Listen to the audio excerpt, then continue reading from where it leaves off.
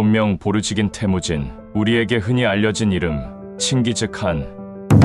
칸은 군주, 왕의 의미를, 칭기즈는 여러 의미가 있는데 그 중 위대한 혹은 위엄을 갖춘 지도자라는 뜻을 가지고 있습니다. 몽골을 통일한 위대한 리더이자 지도자 칭기즈칸.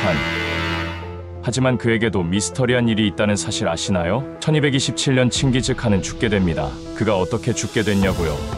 죽음에 대한 말이 많습니다.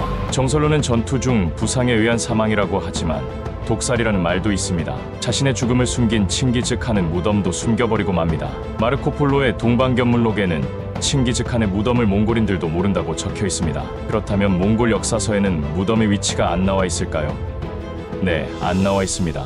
단 한 줄 서아 탕구르 사람에게 칭기즈칸이 두 번째로 원정하여 무찌르고 돌아와 돼지의 하늘로 올랐다 라고 적혀 있습니다. 이게 과연 무슨 뜻일까요?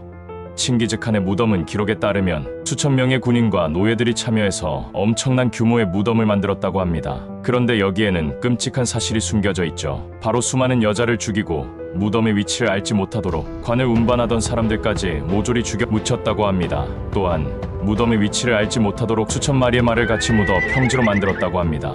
역사서에서는 기령곡에 묻혔다는 기록이 있는데 기령곡이라는 지명은 존재하지 않았습니다. 탐사팀은 기령곡이라고 추정되는 곳을 찾기 시작했고 총 3곳으로 추렸습니다. 첫째, 델리움볼딱 지역. 이곳은 칭기즈칸의 고향이기에 무덤이 이곳에 있을 수 있다는 주장이 있습니다. 둘째, 부르칸 칼둔. 칭기즈칸이 생전 이곳에 와서 사냥을 즐겼고 자신이 죽으면 이곳에 묻어달라고 했다고 합니다. 셋째, 포두 지역. 실제로 칭기즈칸의 능이 있지만 시신은 없습니다. 그곳에서 칭기즈칸이 말채찍을 떨어뜨린 적이 있는데 몽골의 전통에 따르면 말채찍을 떨어뜨린 장소가 자신의 무덤으로 만든다라는 말이 있기 때문입니다.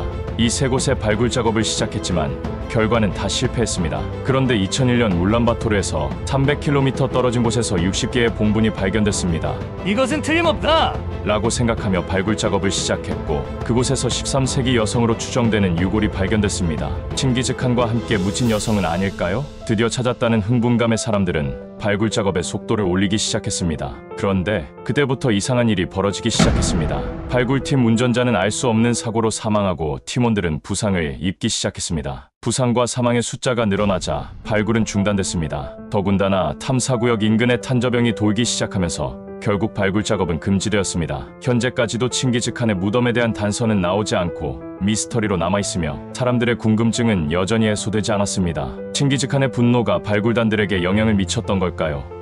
칭기즈칸 무덤의 저주. 오늘 영상은 여기까지입니다. 감사합니다.